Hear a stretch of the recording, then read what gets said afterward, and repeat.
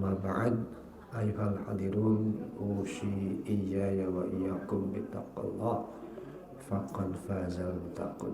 Jemaah sungguh yang dirahmati Allah, alhamdulillah kita kembali bermuajahah hari ini untuk melanjutkan kajian sirah yang episodenya sudah memasuki bagaimana dakwah Rasulullah SAW dan bisa menjadi inspirasi buat kita bagaimana seharusnya. Tema kita pagi ini adalah menggagas jalan dakwah untuk mengubah arah. Tentu gagasan berkaitan dengan nalar, berkaitan dengan logika, dengan akal rasional untuk menginisiasi atau menemukan cara. Dan inilah bimbingan Allah kepada beliau. Bapak Ibu yang dirahmati Allah, seperti yang sering saya cantumkan ayat ini, mengapa kisah menjadi penting? Saya kira kalimatnya jelas. Wa kullan naqussu 'alaika min amba'ir rusuli ma nusabbitu bihi fuadak. Jadi kalimat nusabbitu bihi fuadak itulah targetnya.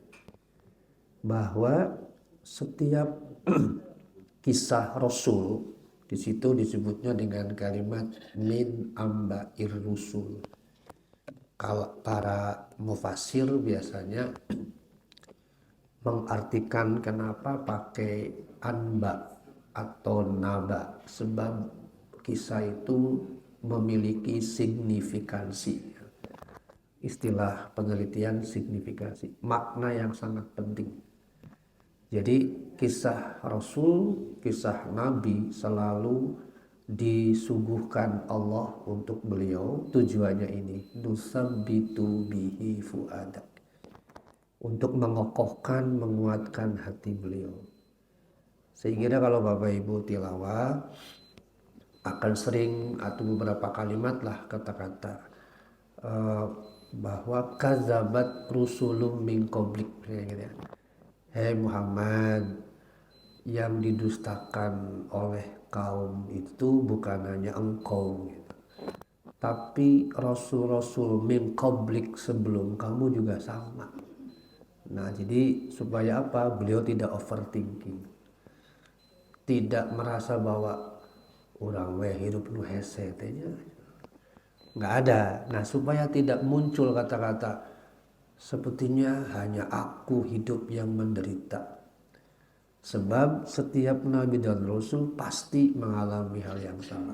Nah, manfaatnya buat kita apa? Sama. Pada saat kita membaca, menelaah kisah beliau dan juga para sahabat, kita akan muncul, oh ternyata menapaki siratal mustaqim itu seperti ini. Betapa sulit, betapa susah, betapa banyak halang rintang yang selalu menghadang di depan mata. Nah, dari situlah kemudian kita bersikap, oh tidak boleh cengeng. Makanya Rabbana afrig alaina sabron. Nah, di situ, ya Allah, anugerahi kami kesabaran untuk menghadapi segala hal yang tidak nyaman. Baik, seperti apa gagasan dakwah itu untuk mengubah arah? Kita lanjutkan Bapak Ibu. Kemarin sudah kita ulas mengenai beberapa hal yang berkaitan dengan wahyu ya. Saya kutip pandangan Ibnul Qayyim dari Zadul Ma'ad. Sekarang sebelum kita lanjutkan bagaimana gagasan dakwah merujuk pada perintah surat Al-Mudaththir, Qum fa'anzir. Seperti yang Bapak Ibu ingat, Rasulullah SAW disuruh bangun dari tidurnya, tidak boleh merasa nyaman sekarang, sudah waktunya bekerja. Tidak boleh mager lagi. Qum, ayo bangun, bangun. Fa'anzir, beri peringatan. Nah, merujuk pada perintah itu, kemudian beliau menyusun gagasan.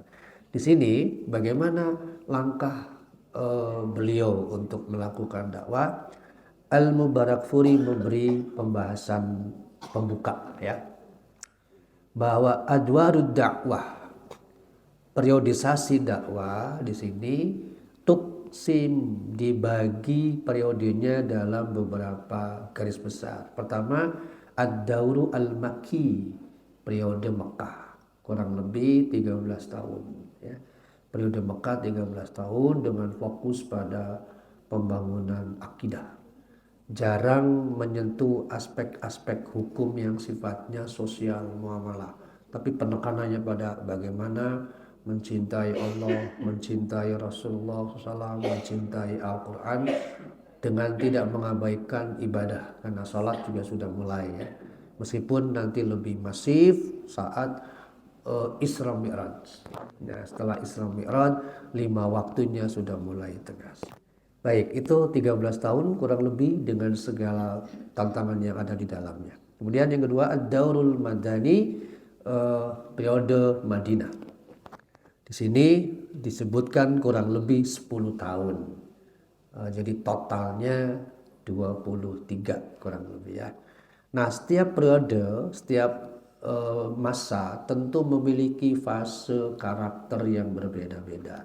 Jadi kalau dibuat garis besarnya seperti tadi ya, bahwa yang pertama Mekah kurang lebih 13 tahun, Madinah kurang lebih 10 tahun. Antara periode Mekah dan Madinah memiliki fase sendiri-sendiri. Jadi dari 13 tahun itu dibagi sekian fase. Yang 10 tahun juga sama, dibagi sekian fase sampai pada wafatnya Rasulullah SAW. Baik, tentang marhalah ad-daur al-Makki, tentang periode Mekah dibagi dalam 3 fase atau sub ya. Mungkin dalam bahasa perbukuan ada bab, ada subbab. Nah, babnya itu 13 tahun itu babnya. Kemudian subbabnya ada 3. Pertama, dakwah sirriyah. Dakwah yang sifatnya senyap, bersifat fardiyah, perorangan, personal, face to face, bahasa Turkinya susumputan, hafal ya susumputan, itu namanya sirriyah. Kemudian dakwah i'lan atau ada yang menyebutnya jahriyah. Jadi ada yang menggunakan istilah iklan, terang-terangan, bukan lagi senyap, tetapi sudah terlihat oleh orang lain, namanya jahriyah atau iklaniyah. Dan yang ketiga baru eksternal. Eksternal ini beliau berkeliling kemana gitu ya, ke sebuah kabilah ini dengan pendekatan personal, terlepas dari diterima atau tidaknya. Saya kira di antara kita yang pernah menjadi salesman gitu, menjual barang door to door, itu akan mengalami seperti itu. Menawarkan sesuatu kadang-kadang ditolak, ada yang baik-baik tolaknya, ada yang banyak nanya, gimana Bu? Aduh puntennya naroskeun heula we. Aya gitu ya. Ada yang langsung usah pergi sana, diusir banyak. Itu dakwah eksternal. Nah, dakwah eksternal ini dalam bahasa marketing mirip untuk mendapatkan new market, pasar yang baru. Misalnya ketika di sekitar sini sudah ditelaah, kayaknya konsumennya udah mulai bosen kali ya dengan produk saya, maka cari tempat lain, menawarkan ke orang lain, daerah lain, dengan harapan mendapat respon. Misalnya ketika beliau mengalami kesuntukan selama di Mekah periode tadi, beliau berinisiatif, cobalah ke Taif. Siapa tahu kabilah ini bisa terima. Ternyata yang terjadi, Masya Allah.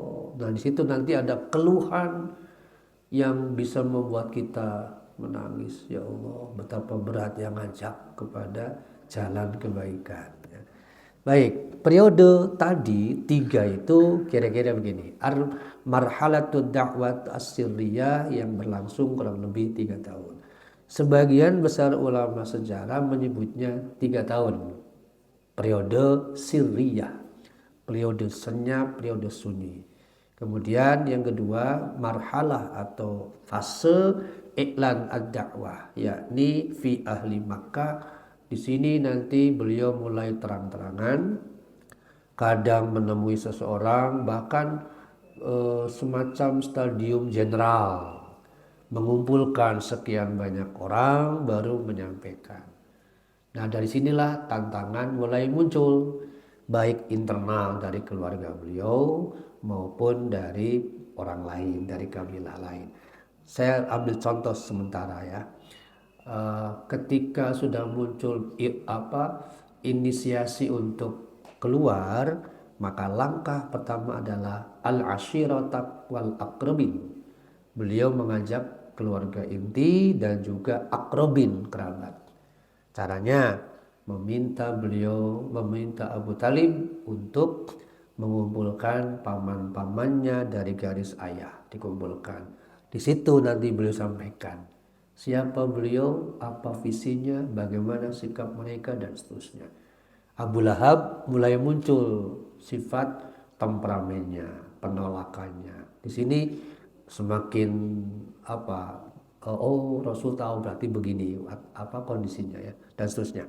Kemudian dakwah di luar kharijun Makkah, di luar kota Mekah. Contohnya tadi nanti banyak berdatangan orang yang mengajak debat beliau, yang mengaku diri sebagai kamus berjalan lalu menantang, tapi cukup Rasulullah SAW menjawabnya dengan membacakan beberapa ayat yang sudah beliau terima.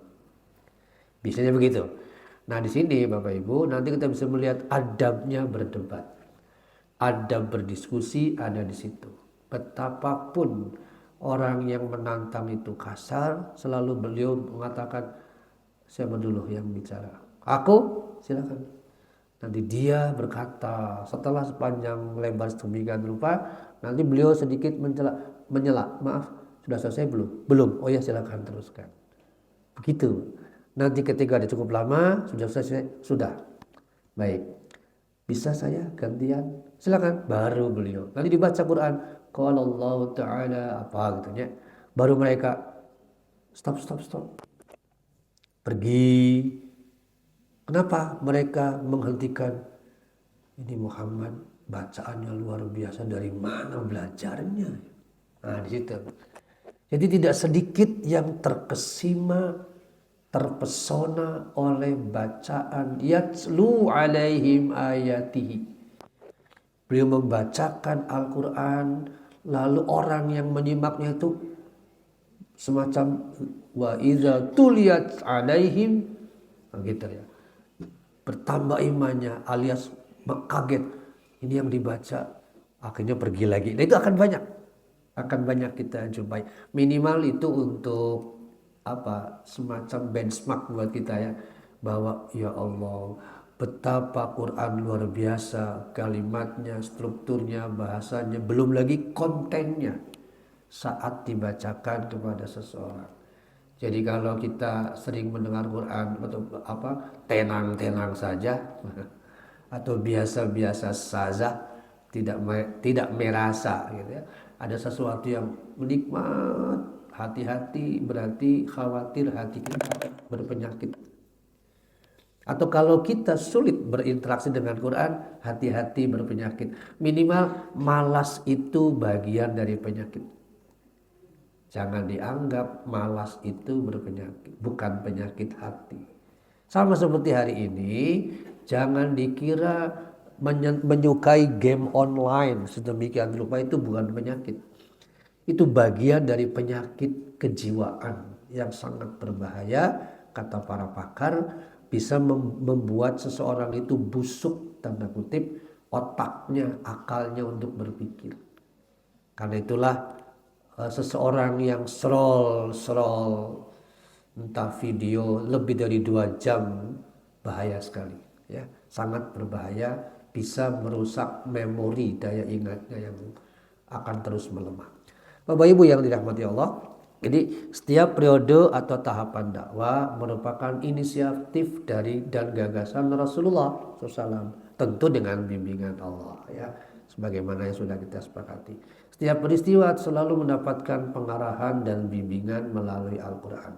Maksudnya nanti akan sering muncul saat beliau melakukan sesuatu dan Allah menganggap ada yang keliru, biasanya Allah turunkan apa gitu suratnya. Atau sebaliknya, ketika beliau ingin melakukan sesuatu tapi bingung, beliau berdoa, nanti Allah menurunkan. Jadi terkadang diminta, terkadang tidak, yang pasti Allah akan menurunkan kalamnya itu ya, untuk memberi pengarahan.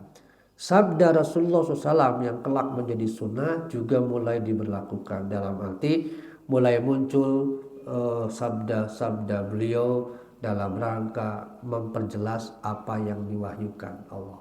Itulah yang Bapak Ibu sering dengar dalam Quran lewat kalimat wal hikmah wa yu'allimuhumul kitaba wal hikmah. Nah, hikmah itulah yang menjadi penjelas dari Alkitab yang beliau ajarkan. Maka setiap sahabat siap menjadi ad-da'i, pengajak, menyebarkan atau yad'una ilal khair, mengajak pada kebaikan. Misalnya gini, kita lihat nanti ya, Abu Bakar mengajak ketemu Utsman, mengajak ngobrol, lalu menerangkan ada agama, ada akidah dan sebagainya. Nanti kita lihat ya. Baik Bapak Ibu, al-marhatul ula. Di sini ditekankan pada jihadul dakwah, kesungguhan berdakwah. Kita sudah maklum ya bahwa di sini disebutkan Mekah itu menjadi markaz dinul Arab, menjadi markas bagi agama, pusat agama bagi bangsa Arab. Meskipun agamanya sudah tercampur, maksudnya nilai-nilai tauhid peninggalan Ismail alaihissalam sudah banyak berubah, intinya sudah sesat ya. Dalam bahasa Quran kalimatnya wa in kanu lafi dhalalim mubin. Jadi klaim bahwa mereka turunan Ismail, klaim bahwa mereka mengikuti milah Ibrahim, itu hanya klaim lisan, karena faktanya banyak berseberangan dengan ajaran Ibrahim. Satu contoh mengenai haji, entah itu tawaf, entah itu sa'i. Sa'inya memang jalan, tetapi sudah banyak rekayasa, termasuk di dalamnya talbiyah. Labbaik Allah itu berbeda, nanti diluruskan kembali oleh Rasulullah SAW. Begitu pula telanjang, dengan asumsi mereka ingin bersih, maka Islam nanti meluruskan kembali, Rasulullah SAW meluruskan kembali bagaimana yang seharusnya. Nah, saya katakan tadi, klaim saja bahwa mereka mengaku mengikuti milah Ibrahim, tapi bertentangan dengan syariat tauhid. Itu yang disebut dengan markaz dinul Arab. Pusat penyebab utamanya adalah Ka'bah. Ka'bah itulah yang menjadi patoknya, pemersatunya, sebagaimana di dalam Al-Imran bahwa Ka'bah itu wudi'a linnas, rumah pertama yang dibangun manusia untuk ibadah. Itulah Ka'bah, menghadap ke sana sebagai pusatnya. Sementara berhala-berhala ada di sekitarnya, dan itulah yang kelak akan dibersihkan. Meskipun demikian, Rasulullah SAW tidak langsung membersihkan itu, tapi menunggu 13 tahun. Kita tahu kan, penghancuran Ka'bah belum terjadi selama 13 tahun. Seolah-olah dibiarkan saja. Ya memang gitu ya. Nanti setelah di Madinah lalu menguasai Mekah, terjadilah penghancuran Ka'bah. Jadi semacam kesabaran menunggu dulu, sebentar dulu, jangan gerusa-gerusu, jangan terburu-buru. Padahal setiap kali sholat ya harus menghadap Ka'bah, tapi bingung, Ka'bah banyak di sekitarnya berhala. Nah itu jamaah Bapak Ibu ya. Cita-cita melakukan reformasi tentang keadaan mereka semakin sulit dan berat jika orang yang hendak melakukan perbaikan jauh dari lingkungan mereka. Itu kata Al-Mubarakfuri. Artinya kalau reformisnya sekedar memantau dari luar, sulit rasanya untuk mengubah kondisi. Jadi reformisnya atau pelaku sejarahnya turun langsung. Inilah yang dilakukan beliau. Ini membutuhkan, kata beliau, perlu tekad yang tak tergoyahkan, perlu azam, perlu kekuatan hati untuk menerima al-masaib, ya, segala hal yang disebut bencana. Bapak Ibu, apakah kemudian beliau tidak merasa lelah? Sering. Tetapi Quran selalu turun untuk menyemangati beliau. Misalnya di dalam surat Al-An'am berkaitan dengan Al-Masaib, ya, Al-Kawaroth yang berkaitan dengan dakwah, Rasulullah SAW sering merasa sedih. Kenapa umatnya sulit sekali, ya, diluruskan, malah mendustakan. Dan itu terekspresikan lewat keluhan batin. Tapi Allah menangkap fenomena itu. Maka Allah memberikan nasihat lewat surat 6 ayat 33-34. Allah menurunkan surat Al-An'am ini, ya. Saya bacakan. Qad na'lamu innahu la yahzunuk. Kami tahu Muhammad, alladzi yaqulun, ucapan mereka, yakni orang-orang kafir Quraisy, la yahzunuk, membuatmu sedih.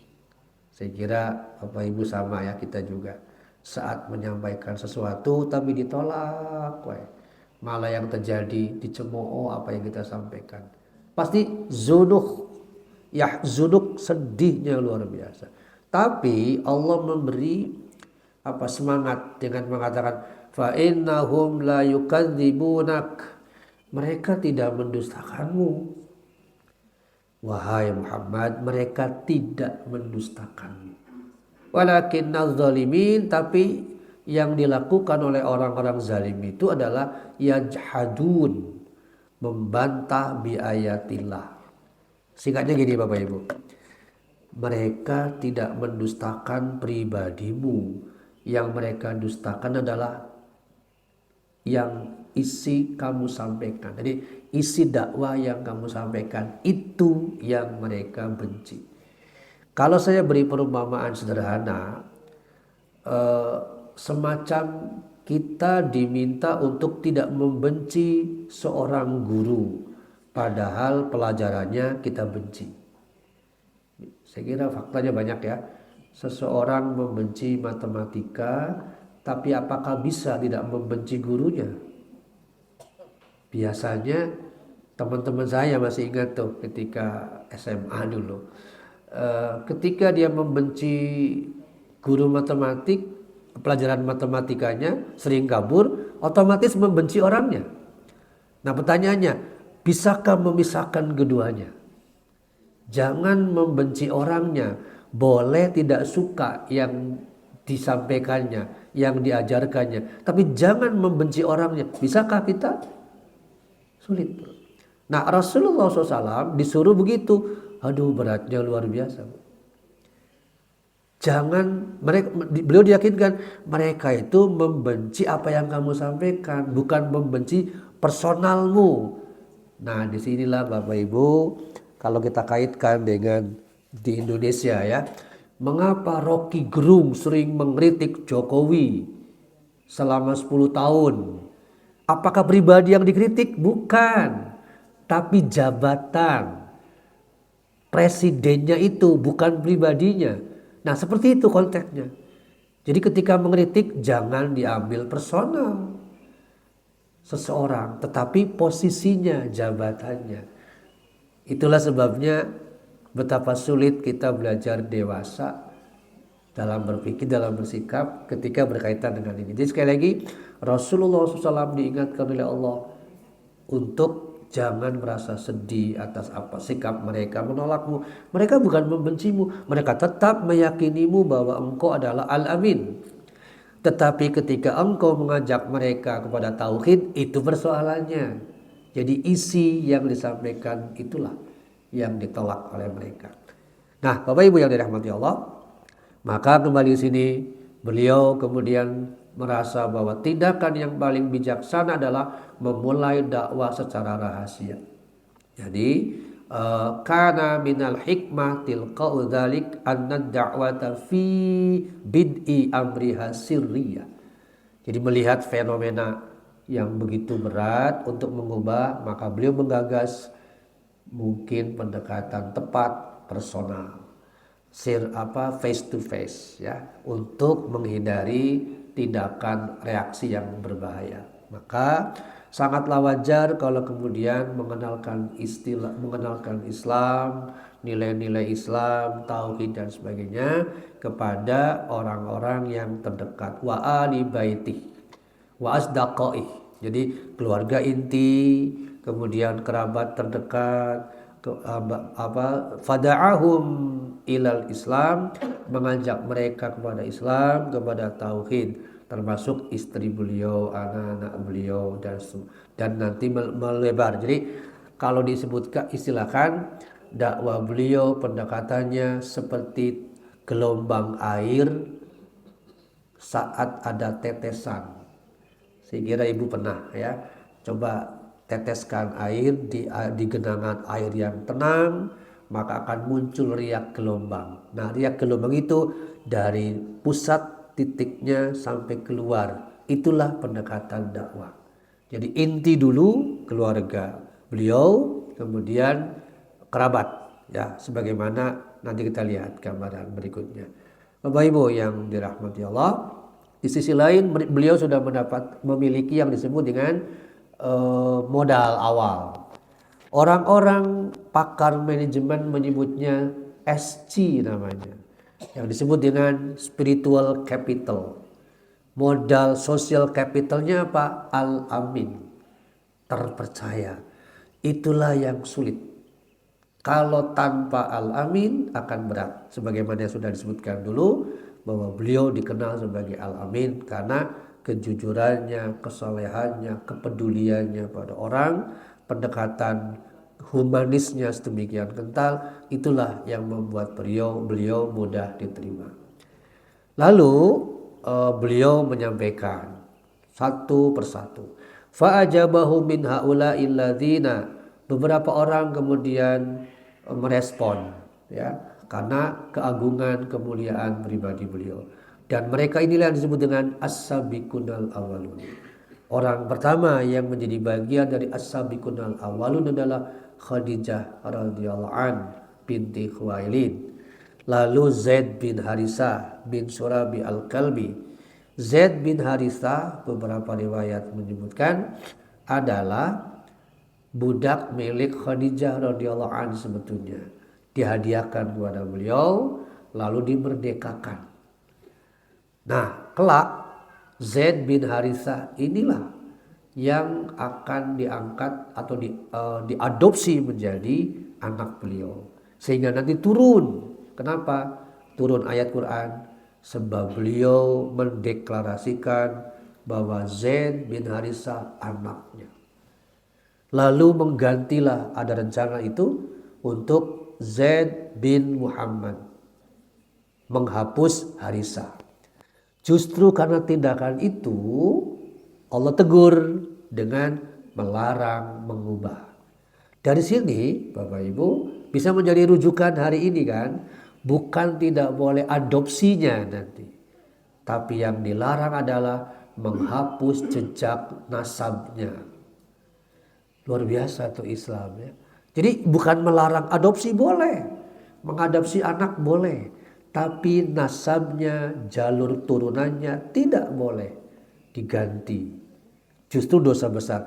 Saya sedikit keluar contoh nih Bapak Ibu. Di Antapani juga kasusnya, tapi di tempat lain ya.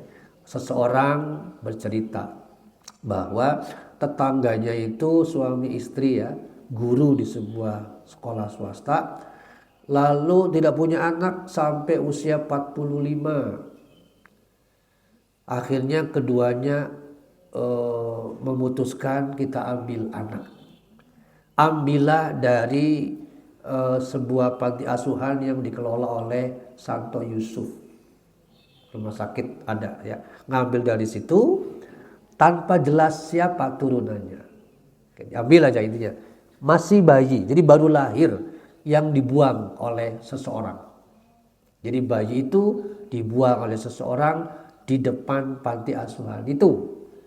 Diambil, kemudian qadarullah beberapa hari kemudian dua orang suami istri ini datang ke situ, lalu ingin mengadopsi anak, diberilah bayi yang kemarin yang dibuang tadi. Singkat kata diambil. Qadarullah tidak punya anak tuh sampai usia mereka pensiun. Lalu satu persatu meninggal. Nah, celakanya bayi yang entah bapaknya siapa, entah ibunya siapa, itu di catatan sipil dibuatlah akte. Nah, binnya ya bin anak ayah angkat itu. Binnya ayah angkatnya, bukan bintitan gitu. Bukan bintitan ya. Bukan orang lain, bukan ayahnya tadi. Kemudian ini punya lumayan orang suami istri ini punya kontrakan beberapa. Nah, rumahnya ketika meninggal ya sudah diambil semua oleh yang bersangkutan karena anaknya laki-laki. Dia meyakini saya anak kandung keduanya. Berarti kata Islam anak laki-laki menguasai semua. Bingung di situ Bapak Ibu. Akhirnya adik dari suami orang tadi dan istrinya harusnya kan mendapatkan hak waris kan. Tapi karena diklaim oleh dia, nggak bisa dong, saya anak kandungnya. Tapi masyarakat sekitarnya, dari mana dia tahu anak kandung? Ternyata akte itu. Aktenya bin nama bapak angkatnya itu. Masya Allah. Sudah, habis sudah. Disinilah. Tapi kedua orang itu sudah meninggal. Nah, itu yang saya khawatirkan. Dia meninggal membawa dosa. Karena tidak jelas nama ayahnya siapa, tapi dia berani menyebutkan dirinya sebagai ayah kandungnya. Padahal anak itu diambil dari sebuah panti asuhan yang entah bapaknya siapa, entah ibunya siapa. Nah ini para Bapak Ibu, Quran itu insya Allah memberi solusi atas sesuatu yang terjadi dalam kehidupan kita. Ya. Kembali ke sini, itulah Zaid bin Harisah. Kemudian Ali bin Abi Thalib masih kecil, di bawah 12 tahun waktu itu, tapi sudah mengikuti beliau, mirip dengan Lut mengikuti Ibrahim alaihissalam. Ya. Jadi mengimani beliau. Kemudian Abu Bakar radhiyallahu an juga memeluk Islam. Nah, 4 orang ini pertama kali masuk Islam. Sebut saja generasi pertama. Dari 4 orang tadi, masing-masing punya keterbatasan ya. Khadijah radhiyallahu anha mungkin kiprah dari sisi mengislamkan orang agaknya tidak terlalu banyak dikisahkan. Kemudian Zaid bin Harisah terbatas mengajak orang. Kenapa? Citra dirinya, personalnya sebagai mantan budak sulit sekali untuk bisa menembus pandangan orang. Ali pun masih kecil, maka orang yang paling semangat untuk dakwatu ilal Islam adalah Abu Bakar. Beliau aktif sekali, ya.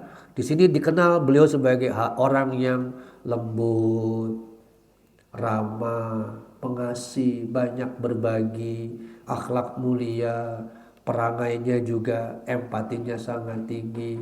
Tidak sedikit kaum yang berteman dengannya lintas usia, lintas status sosial, itulah Abu Bakar. Maka kemudian beliau mulai aktif.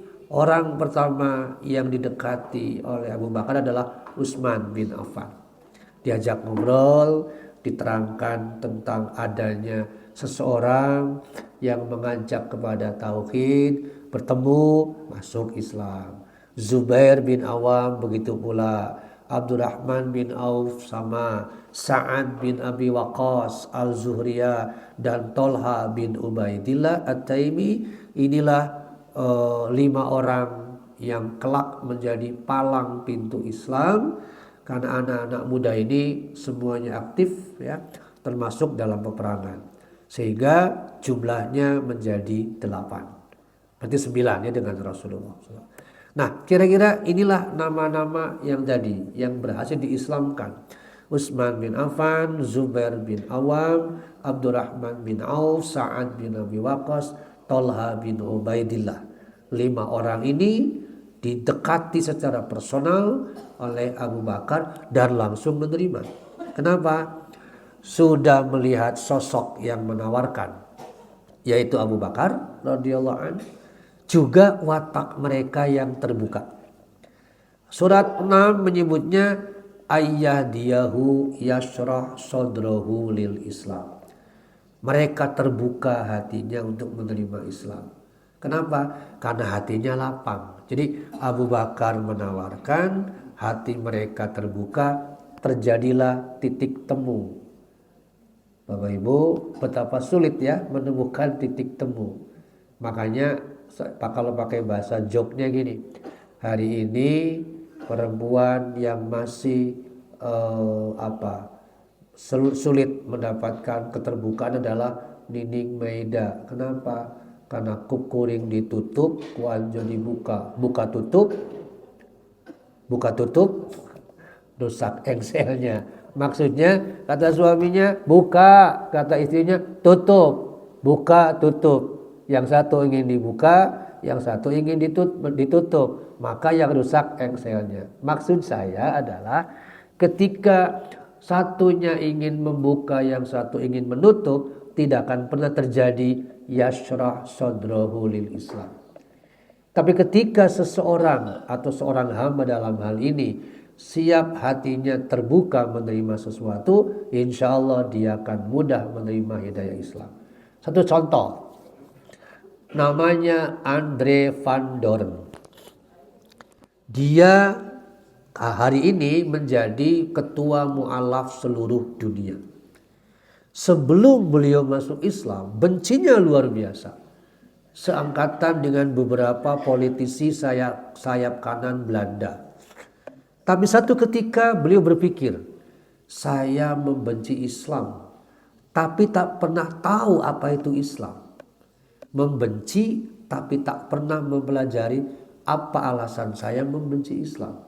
Jadi persis seperti kata-kata yang kita kenal, tak kenal. Kenapa tak sayang? Bermula dari tak kenal. Kenapa membenci sementara kita tidak kenal? Pikiran seperti itulah kemudian terbuka. Saya nggak fair dong. Kalau saya membenci sesuatu tanpa alasan. Kenapa saya membenci Islam? Saya harus terbuka. Kira-kira gitu. Maka saya ingin tahu. Saya membenci Islam karena memang Islam itu jelek, buruk dan seterusnya. Maka terbukalah, dia tahu sumber Islam itu Al-Quran. Maka akan aku cari kelemahan Al-Quran. Dari itulah beliau mulai membeli The Holy Quran. Belilah Quran terjemahan bahasa Inggris, The Holy Quran.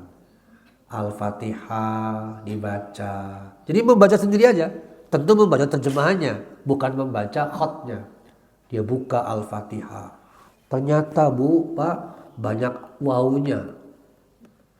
Ketika Andre van Doorn membaca Al-Fatihah, banyak wownya. Wow. Baca Bismillahirrahmanirrahim. Wow. Alhamdulillahirrahmanirrahim. Wow. Ngerti ya maksudnya ya. Jadi bukan alif. Wow. 7 ayat itu wow semua. Ini indah sekali katanya. Baru kali ini membaca satu kitab yang mengklaim dirinya sebagai firman Tuhan. Ringkas tapi luar biasa. Wow. Jadi banyak wownya saya bilang tadi. Bismillahirrahmanirrahim. Wow. Alhamdulillahirrahmanirrahim. Wow. Terus sampai waladhdallin. Cukup? Tidak. Tertarik masuk Al-Baqarah. Baca terus. Ketemulah kisah Bani Israel terkait dengan penyembelihan sapi betina, terkait dengan Fir'aun. Dia habis baca, dia menyimpulkan, saya baru kali ini mendapatkan kisah Parao, Fir'aun yang jauh lebih lengkap daripada Bible. Masuk Ali Imran, wow lagi wae. Kenapa? Terkesima dengan kisah lahirnya Maryam yang suci, lahirnya Isa, terus sampai surat An-Nisa. Gak sampai surat An-Nisa habis, langsung terbang ke Qatar, diskusi dengan seseorang meminta izin. Ada ulama yang bisa saya minta ajak diskusi, diberilah rekomendasi. Kemudian diskusi, disitulah syahadat. Setelah 1 tahun setelah syahadat, qadarullah, pemerintah Arab Saudi memberi beliau gratis haji. Orang mendaftar haji, beliau cuma 1 tahun menunggu jadi mu'alaf, jadi haji. Ya Allah, ya Rahman, ya Rahim. Itulah Andre van Dorn. Sekarang luar biasa, mewakafkan hidupnya, sisa hidupnya untuk Islam. Jadi apa yang ada pada diri beliau mirip dengan tadi, bahwa yasrah sadrahu lil Islam. Jadi di sini para Bapak Ibu, kita bersyukur sebetulnya sudah masuk kategori orang yang ayyahdiyahu yasrah sadrahu lil Islam. Tinggal kita bertahan sampai ujung, ya, sampai akhir.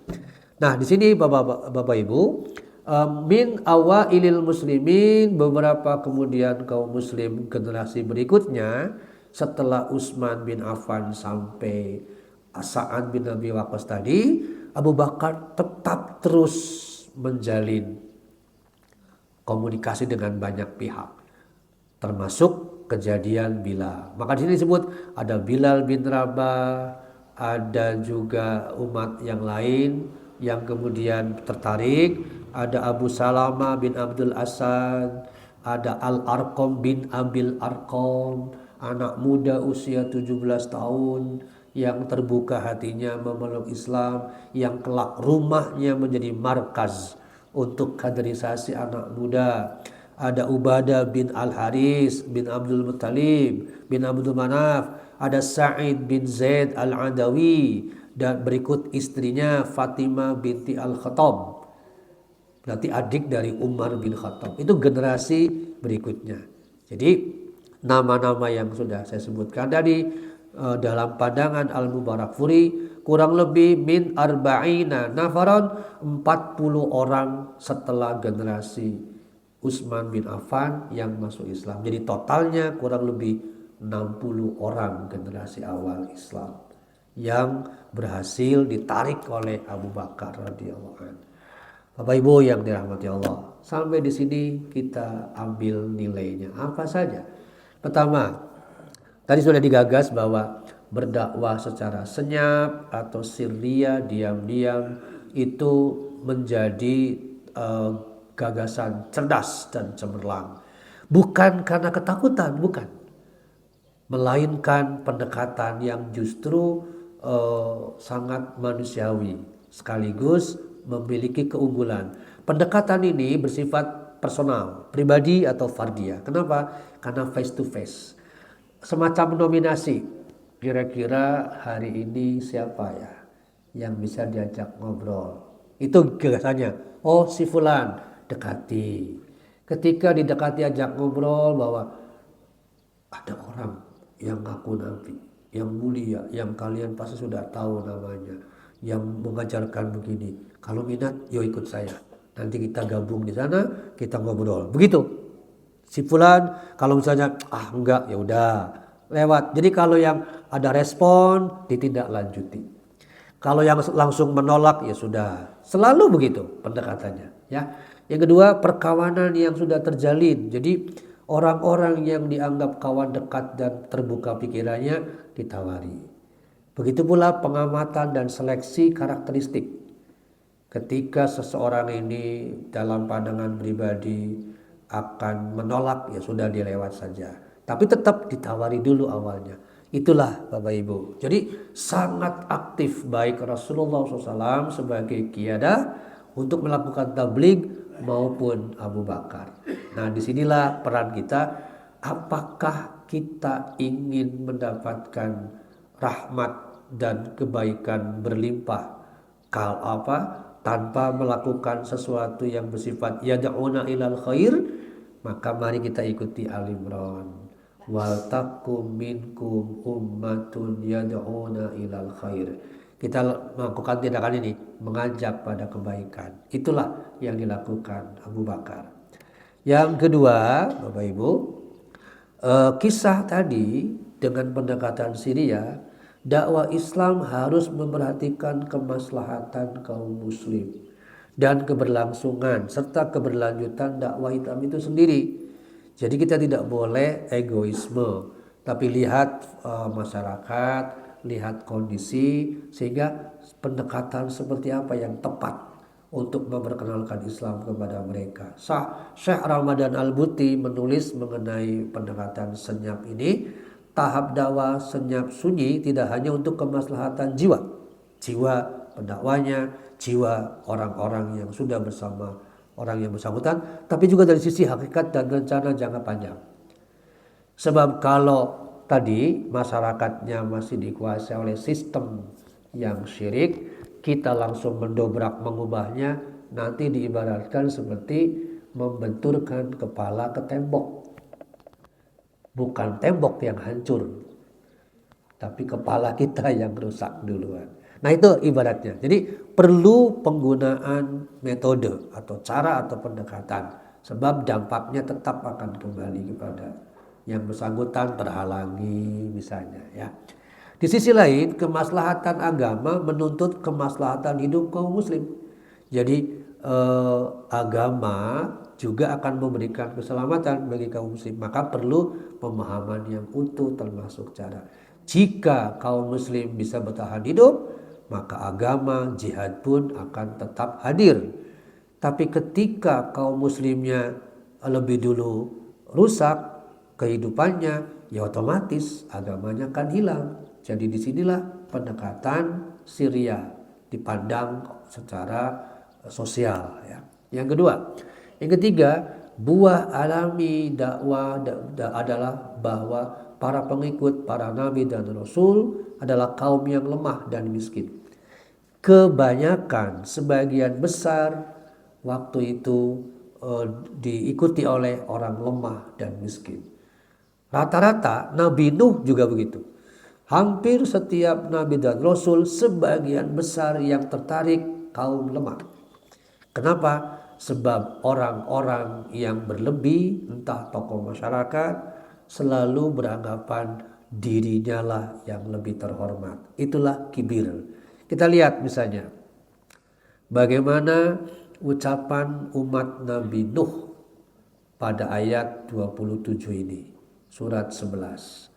Faqala al-mala'u.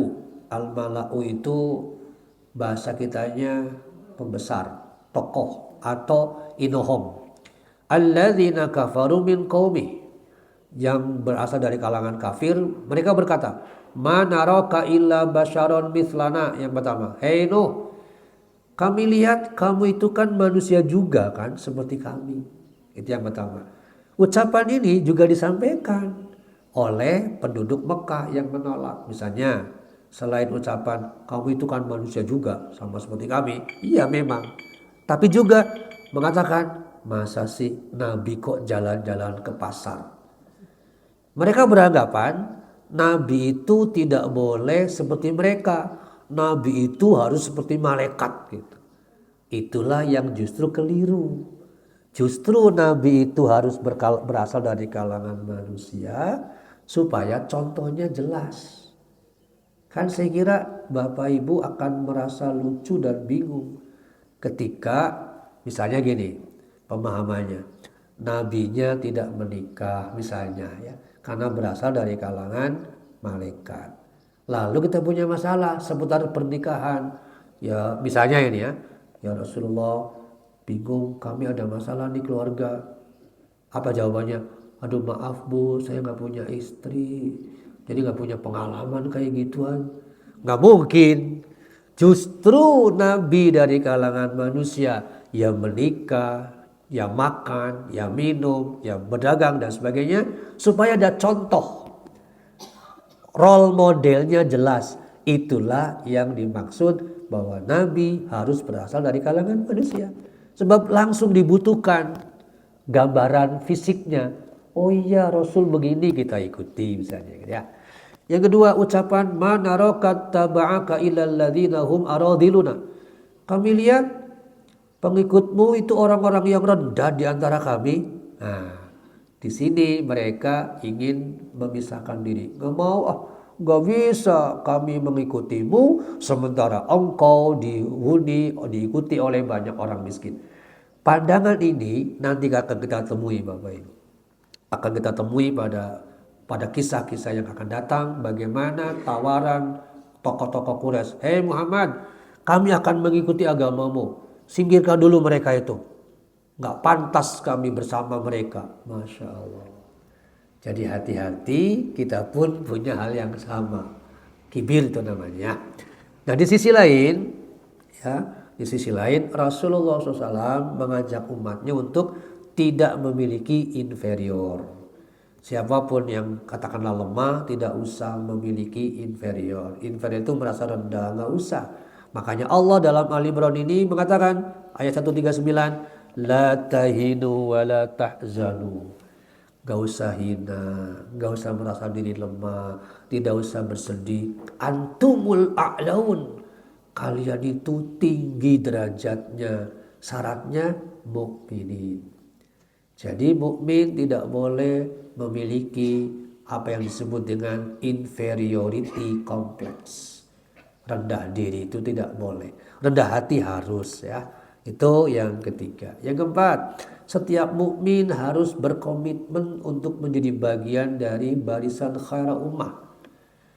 Umat terbaik itu berasal dari zuriyah thayyibah, generasi yang baik. Jadi umat yang baik dibangun, dibentuk, dikuatkan oleh zuriyah thayyibah, generasi yang baik. Jadi kalau setiap individu kita berikhtiar menjadi zuriyah thayyibah, maka jadilah khairah ummah yang terbaik. Generasi baik namanya banyak Pak dalam Quran. Ada yang disebut Rabbaniyin, ada yang disebut Aribiyun, seperti umat Isa bin Maryam alaihissalam, pengikut setianya namanya Al-Hawariyun. Jadi kesiapannya harusnya kita sama seperti mereka. Ketika Isa bertanya, Isa bin Maryam alaihissalam, man ansari ilallah, siapakah di antara kalian yang siap menolongku menegakkan agama Allah? Qala al-hawariyun nahnu ansarullah, kami siap menjadi penolong agama Allah. Gitu Bu. Jadi jangan terjebak yang pernah saya katakan, itu bukan urusan saya. Itu bukan urusan saya. Yang nggak tahu kok nanya saya. Itu nggak boleh. Seorang muslim harus peduli pada umatnya, pada agamanya. Tentu sesuai dengan kemampuannya, posisinya di mana. Ada sebuah hadis yang saya kutip di sini ya. Syekh bin Baz mengutip beberapa hadis di dalam Kitabul Jihad. Misalnya dari Abu Hurairah radhiyallahu an, Rasulullah SAW bersabda, man mata walam yagzu walam yuhadits nafsa mata ala su'batin min nifaq. Seorang yang meninggal seumur hidupnya tidak pernah berjuang untuk agamanya, atau lam yuhadits, tidak punya bersitan hati untuk peduli pada agamanya, mata ala syu'batin min nifaq, kematiannya punya sifat munafik. Jadi maaf, misalnya seseorang nih ya, Islam, tapi hidupnya meskipun dekat dengan masjid rumahnya, kantor, kerja, pulang, makan, piknik, kantor, pulang, terus kayak gitu. Masjid gak peduli, umat gak peduli, khawatir kematiannya ala syu'batin min nifaq, punya sifat munafik. Padahal kata hadis yang lain, riwayat Anas bin Malik, anna Nabiya SAW jahidul musyrikina bi amwalikum wa anfusikum wa alsinatikum. Berjuanglah, berjihadlah dengan hartamu, dengan dirimu, dengan lisanmu. Pilih yang mana? Tidak bisa dengan lisan, oke, dengan harta. Tidak bisa dengan harta, dengan diri. Diri ini bisa tenaga, bisa waktu, dan seterusnya. Jadi pada saat kita peduli pada masjid, itu bagian dari keterlibatan kita untuk menegakkan agama Allah. Sama dengan syiar. Di sisi lain, para ibu bapak, wa may yu'azzim sya'airallah. Siapa yang mengagungkan syiar-syiar Allah, itu pertanda bahwa takwal qulub, hatinya bertakwa kepada Allah. Jadi mari kita berkontribusi kepada agama ini sekecil apapun ya. Nah, di antaranya generasi Rabbani, saat kita mempelajari Quran itu sebetulnya sama juga dengan membela agama Allah. Jadi mempelajarinya, apalagi kemudian di masjid tadi ya. Satu hal menarik Bapak Ibu, saya cerita sedikit ya. Di Kuningan sekian tahun yang lalu ada peristiwa menarik, di mana kepala desa itu ingin, karena posisinya di pinggir jalan ya, kompleks pemakaman ini dipindah ke lereng Gunung Ciremai, anak bukit anak Gunung Ciremai ya, dipindahkan ke sana. Singkatnya, setelah bernegosiasi dengan masyarakat, disepakati oke, dipindah. Ratusan kuburan yang sudah lama, lebih dari 20 tahun, itu dibongkar satu persatu. Hal menariknya apa? Ketika di pembongkaran itu ada 2 kuburan yang menebarkan bau harum dan masih utuh jenazahnya. Itu uniknya. Ditanya perempuan, ya, dua-duanya perempuan. Yang satu ibunya, yang satu anaknya. Tiba-tiba coba buka wajahnya. Ada yang ingat, ini siapa ya? Ini ibu si fulan yang dulunya ngajar ngaji di musola. Terus dibuka lagi, ini anaknya. Karena 2 orang itu dulunya ngajar ngaji. Cuman ngajar ngaji. Tapi Allah, tanda kutip ya, memberikan keistimewaan. Padahal sudah lebih dari 20 tahun tapi tidak rusak. Minimal buat pesan, oh ya Allah, peduli untuk umat, ternyata memberi keistimewaan.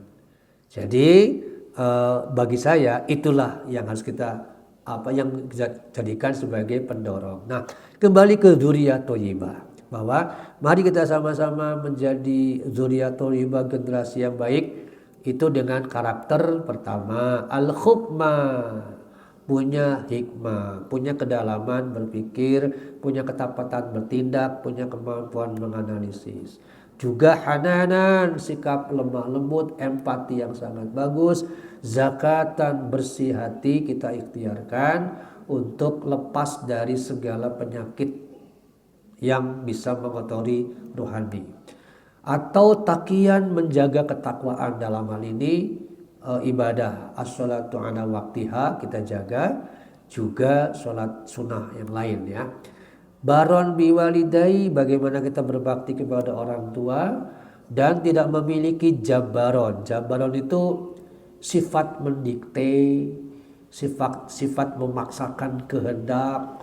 Bahasa psikologisnya kalau nggak salah satunya ada watak koleris, tidak ada dalam diri kita. Lam yakun jabaron, atau juga tidak ada kesengajaan untuk asyian, menentang atau durhaka. Nah, watak ini akan memberi kita salamun alaihi, keselamatan yauma wulida, saat lahir sampai hidupnya.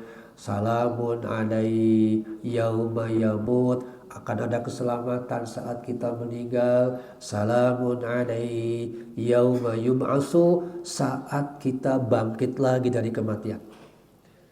Jadi setidaknya 7 karakter ini kita coba copy paste untuk mendapatkan salam keselamatan dunia akhirat ya. Nah, apa yang dilakukan oleh Abu Bakar cerminan dari ke-7 karakter ini. Langkahnya seperti ini Bapak Ibu kalau dibuat skemanya ya. Rasulullah SAW mentransmisi ayat-ayat kepada Abu Bakar. Beliau dapat ayat Quran, ya Abu Bakri, ini coba hafalkan ya. hafalkan oleh beliau. Kemudian cari orangnya, sahabat satu siapa nih yang bisa tertarik, diajak jelaskan, masuk, sahabat dua, sahabat tiga, terus. Nah, karena keterbatasan ilmu atau keterbatasan penjelasan, Abu Bakar sadar, maka dibawalah sahabat-sahabat itu ke Rasul. Ya Rasulullah, ini mereka mau ngaji itu. Kumpul bareng, jelaskan oleh beliau. Jadi polanya seperti itu pendekatannya. Dan itulah terus berjalan sampai terkumpul ratusan orang. Lantas kenapa Abu Bakar sedemikian mudah menarik? Saya kutip tulisan Syekh Munir Al-Ghadban dalam kitab Manhaj Haraki. Karakteristik Syria itu 3 kurang lebih di sini ya. 1. Rentang waktu dakwah asirru berlangsung selama 3 tahun. Ini pendapat yang paling masyhur ya. Untuk mendapatkan mad'u selama 3 tahun itulah Abu Bakar radhiyallahu an orang yang paling aktif. Tadi sudah disebutkan. Yang kedua, fondasi pertama dan utama masa asirru 4 orang tadi, meskipun motor utamanya tentu Rasulullah SAW dan didukung Abu Bakar. Yang ketiga, mengapa Abu Bakar diterima? 3 ini sebabnya. 1, akhlaknya dekat, duit, dicintai. Kenapa duit? Sebab beliau saudagar kaya. Dan lewat duit itulah membantu atau membebaskan seseorang. Termasuk Bilal. Nanti ada kisah sendiri ya. Pengetahuan penting juga. Abu Bakar sangat paham bahwa si A ini hanya bisa didekati dengan pendekatan personal, misalnya hadiah dulu apa ya. Ada yang pendekatannya pujian baru tertarik misalnya. Itu pengetahuan penting ya. Dan yang ketiga adalah statusnya sebagai saudagar kaya, orang merdeka, itu memiliki personal branding yang kuat. Makanya Zaid bin Harisah yang mantan budak sulit untuk diterima orang. Ya karena budak bekas. Pasti orang kan bilang begini, kamu belum tahu siapa saya. Kamu gak sadar siapa kamu. Kamu budak kan? Begitu kira-kira Pak. Jadi status sosial pun masih menentukan waktu itu. Itulah para Bapak Ibu pembahasan sirah, mudah-mudahan bisa menjadi inspirasi terutama bagaimana kiprah dan kontribusi Abu Bakar radhiyallahu an terkait dengan dakwah tadi. Mudah-mudahan beberapa hadis yang saya kutip tadi diantaranya orang yang mati tak peduli pada agamanya, tak punya niat untuk peduli, khawatir kematiannya memiliki sifat munafik. Mata ala syu'batin min nifaq, itu yang kita waspadai. Barakallah li wa lakum. Assalamualaikum warahmatullahi wabarakatuh.